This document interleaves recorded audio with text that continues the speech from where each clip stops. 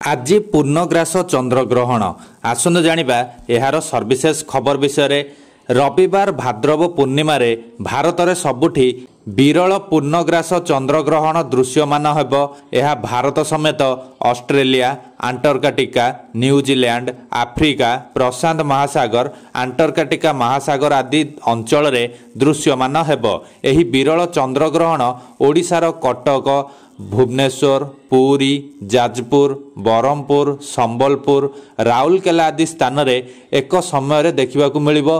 प्राय 19 वर्ष पर एही विरल चंद्रग्रहण पड़िछि। असली खड़ीरत्न पंजिकार गणनाकार देवदर्शी खड़ीरत्न कहिसंती रविवार राति 9:57 रे ग्रहण स्पर्श करिबो। राति 11:01 रे पूर्णग्रास ग्रहण आरंभ हेबो। राति 11:42 रे मध्य और राति 12:23 रे पूर्णग्रास ग्रहण शेष हेबो। राति 1:27 रे ग्रहण सर्वमुख्य हेबो। एणु चंद्रग्रहण स्पर्शर 9 घंटा पूर्व अर्थात रविवार मध्याह्न 12:57 ठारू पाक त्याग सह अन्न भोजन और देवनीति निषेध करा जायछि।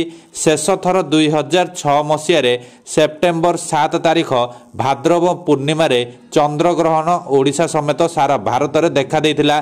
पुणी 139 वर्ष पर अर्थात 2164 मसीहा सेप्टेम्बर 30 तारिख रविवार भाद्रव पूर्णिमा रे चंद्रग्रहण भारत में दृश्यमान हेबो। एहा एक विरल संजोग बोली श्री खड़ीरत्न कहिसंती। से कहिसंती पाक त्याग सह अन्न भोजन और देवनीति निषेध नियम समस्ते मानिबा उचित। रविवार 12:57 ठारू राति 1:27 मध्य कौनसी प्रकार अन्न भोजन करने अनुचित, किंतु बालक, वृद्ध, रोगी पक्षे एही नियम लंघनीय।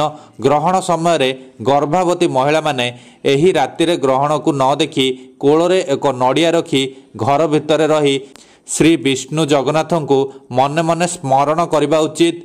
राति 1:27 बेलू राति थिबा जोगु ब्रह्म मुहूर्त राति 4टा पर स्नान आदि सारी देवपूजा करने आवश्यक। सूर्य उदय पर देवपूजा और पाक त्याग सारी अन्न आदि भोजन करने को श्री खड़ीरत्न परामर्श देइछंती। से कहिसंती कौनसी प्रकार श्राद्ध आदि कर्म मध्याह्न 12:57 मध्य करा जिबारे कौनसी बाधा नहीं। चंद्रग्रहण भाद्रव पूर्णिमा दिन संघटित हेउथिबारु भगवत जन्म, इंदु पूर्णिमा, सप्तमेघ विसर्जन, श्रीमंदिर रे इंद्रहाती उत्सव आदि पूजा पाठ, देवनीति, यज्ञ होम आदि मध्याह्न 12:57 सुधा करणीय। ग्रहण छाड़िबा परे श्रीक्षेत्र